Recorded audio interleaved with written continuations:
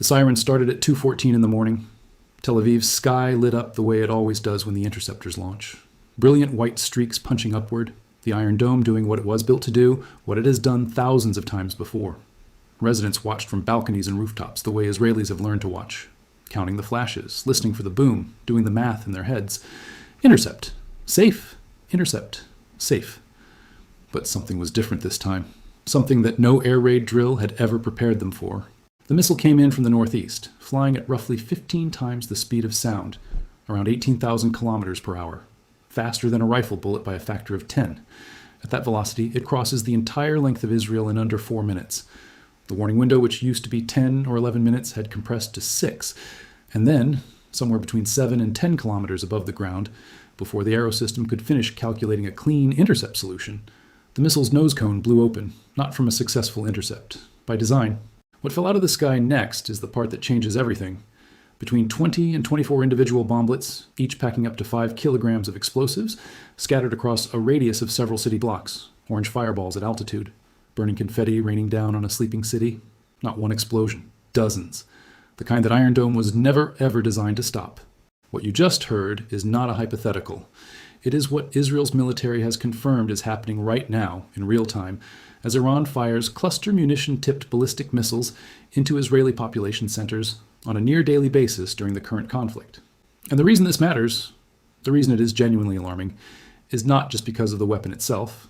It is because of what this combination of hypersonic delivery and cluster warhead reveals about the new state of modern warfare in the Middle East, and about the limits of the most celebrated missile defense system ever built. To understand why this is such a watershed moment, you need to know the full timeline of how we got here.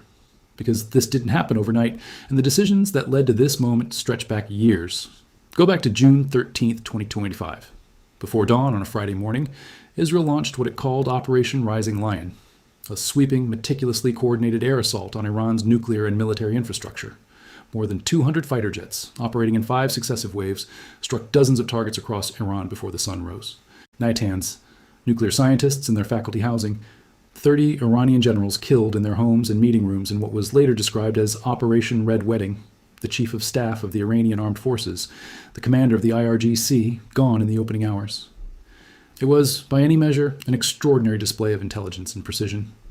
Israel had reportedly smuggled precision weapons into Iran, established a covert drone base near Tehran, and used Mossad operatives alongside commando units to disable Iran's air defense network before the jets ever crossed the border. Iran never saw it coming. But Iran answered. Within hours, the retaliation began.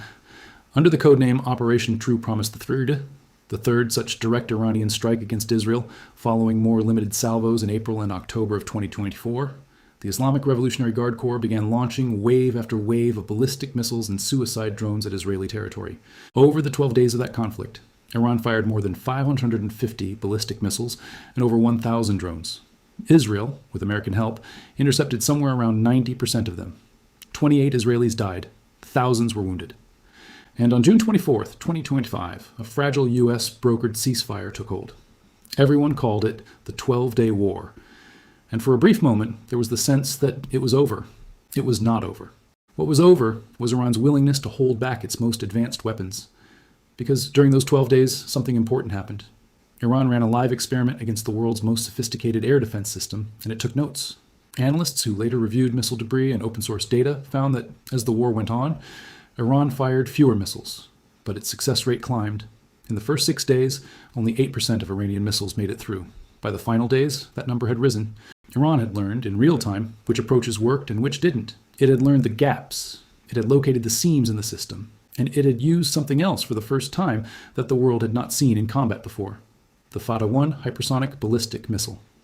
Here is what you need to understand about that weapon. The name Fattah means conqueror in Farsi, and Ayatollah Khamenei himself reportedly chose it. It was unveiled in June 2023 and developed by the IRGC's Aerospace Force. Iran describes it as capable of traveling at Mach 13 to Mach 15. That's roughly 16,000 to 18,500 kilometers per hour.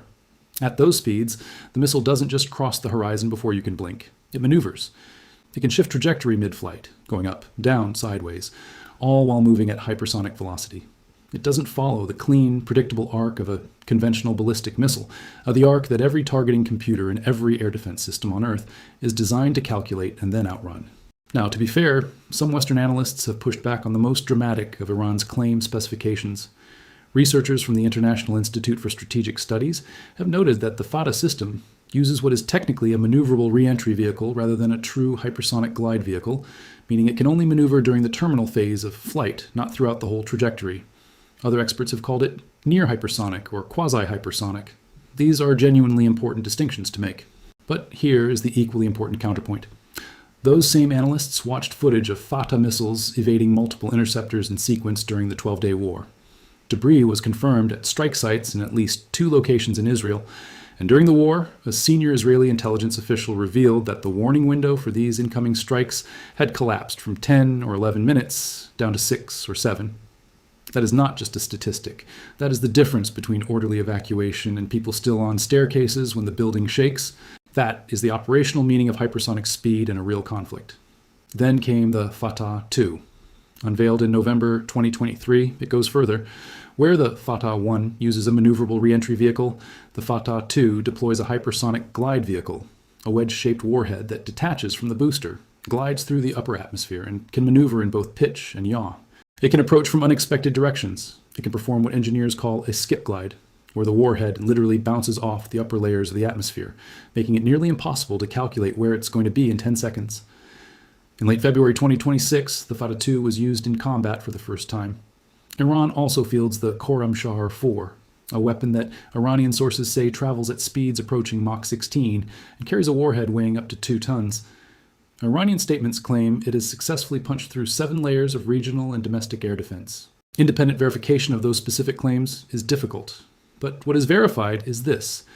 Khorramshahr 4 missiles have struck near Tel Aviv and near Ben Gurion International Airport during Operation True Promise 4, the current ongoing Iranian retaliatory campaign that has now launched over 20 separate waves of strikes. And running alongside all of this, combined with it, layered into the same salvos, are the cluster munitions. Israel's military spokesperson, Lieutenant Colonel Nadav Shoshani, said Iran has been using them on a nearly daily basis. The way they work is this. A standard ballistic missile carries the cluster munition warhead to altitude. Before the Arrow or David's Sling intercept system can destroy the incoming missile's body, the warhead bursts open at between 7 and 10 kilometers above the ground. The submunitions, between 20 and 24 of them per missile, coded to survive the heat of atmospheric re-entry, scatter across an area the size of several city blocks, and then they fall. Iron Dome cannot touch them once they have separated. The system is designed for a single trackable incoming object, not dozens of small, fast-moving bomblets dispersing in multiple directions from altitude. The radar sees what looks like a fireworks display, and there is no interceptor in Israel's current arsenal calibrated to chase down 24 individual bomblets simultaneously. Those bomblets are not precision weapons. They are, by their nature and by their design, indiscriminate. Munitions expert N.R. Jensen Jones, who reviewed footage and images from the strikes, described the design of Iran's cluster weapons as seemingly engineered to scatter submunitions over the widest possible area, far larger than any legitimate military target in a dense urban environment.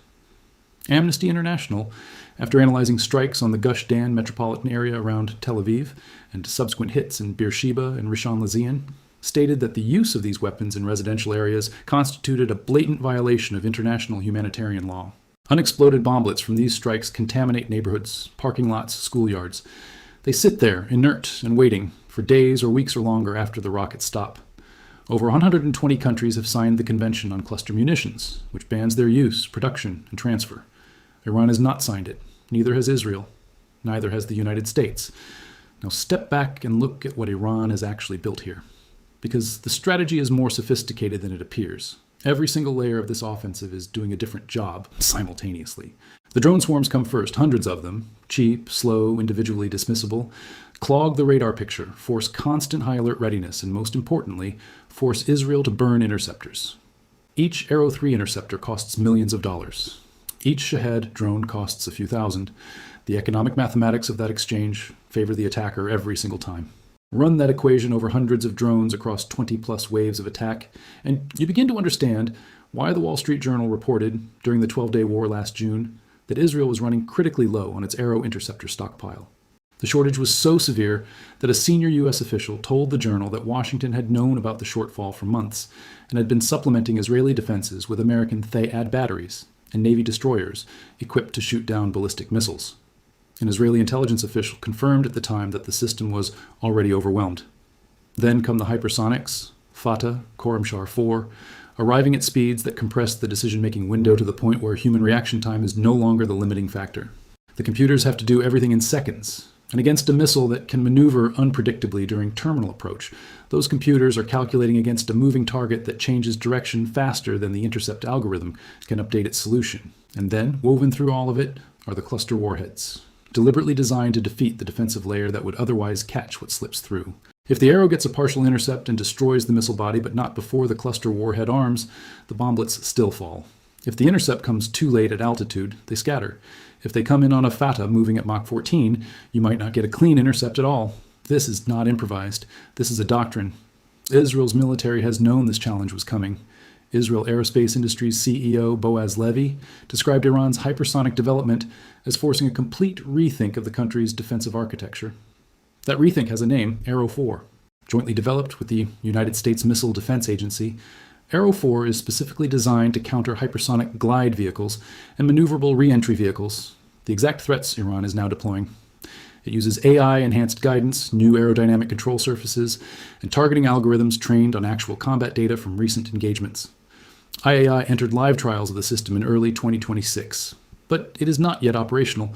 The gap between when a system is needed and when it exists and can be deployed is, in warfare, the most dangerous gap there is. In the meantime, Israel is managing with what it has, and what the United States has rushed to the region. American THAAD batteries, Terminal High Altitude Area Defense, are operating in Israel alongside the Arrow 2 and Arrow 3 systems. U.S. Navy destroyers are launching SM-3 interceptors from the eastern Mediterranean. But the SM-3 stockpile is also under strain. According to analysis from the Center for Strategic and International Studies, roughly 23% of total U.S. SM-3 inventories have been consumed across multiple engagements with Houthi missiles, Iranian barrages, and the current conflict. These are not weapons you produce quickly. The supply chain for high-end interceptor missiles is measured in years, not weeks. The bigger picture here is one of asymmetry, and it cuts in uncomfortable directions for everyone watching. Iran's offensive weapons, particularly the cluster munitions and older ballistic missiles, are cheap by comparison to the interceptors fired against them, and Iran has explicitly signaled that it is holding back its most advanced capabilities for a prolonged campaign.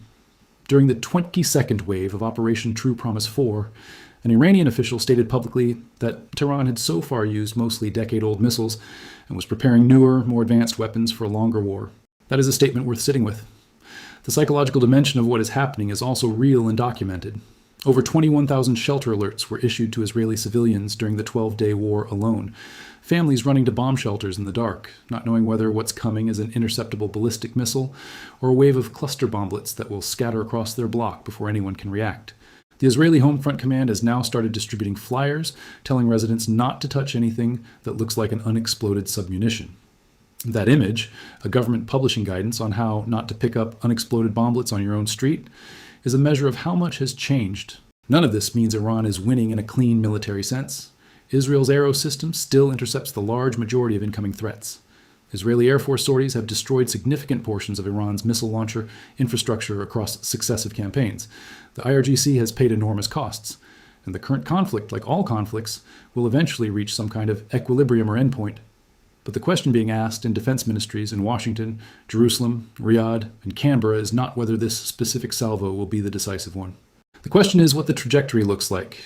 What does missile defense look like 3 years from now, 5 years from now, when hypersonic glide vehicles are not an emerging capability, but a mature one? When cluster warheads are routinely paired with them? When the intercept window is not 6 minutes, but 3? Arrow 4 is part of the answer. The Golden Dome concept that the United States has been debating, a nationwide, space-based, AI-integrated missile defense architecture, is also part of the answer. Initial cost estimates for that program have ranged above $500 billion. It remains largely conceptual, with no operational hardware deployed and no realistic deployment timeline before the end of the decade. That gap is not academic. It is the space in which the world currently lives. What Iran has demonstrated is that decades of investment in a missile defense architecture can be stressed to its operational limits through a combination of volume, speed, and a simple engineering insight. If you can get your warhead to break apart before the interceptor arrives, the interceptor becomes irrelevant. The Iron Dome cannot catch bomblets. No current system in the world can effectively intercept a dispersed cluster payload at altitude once the parent munition has armed and separated. That is the breakthrough. Not a dramatic single moment, not one missile that punched through everything and destroyed a landmark, something quieter and harder to celebrate or condemn in a single headline. A methodical, documented, combat-tested proof that the next generation of aerial bombardment has found the seam in the wall. And in the orange fireballs falling over Tel Aviv at 2 in the morning, we are watching that seam get wider in real time. Where this goes from here is not yet written. Ceasefire negotiations are always possible. The history of this region is full of conflicts that ended in deals no one predicted. But what cannot be unlearned by Iran, by Israel, by every military analyst watching this conflict for lessons, is what these 12 days and the days since have taught about hypersonic delivery, cluster payloads, and the economics of saturation versus interception. Those lessons do not evaporate with a ceasefire. They become the baseline for the next confrontation. The sky over Tel Aviv still lights up. The Iron Dome still fires. But something has changed in the night, and everyone who is paying close enough attention knows it. If this story matters to you, if understanding how modern wars are actually fought matters to you, subscribe and turn on notifications. There's a lot more of this to cover, and we are going to be here for all of it.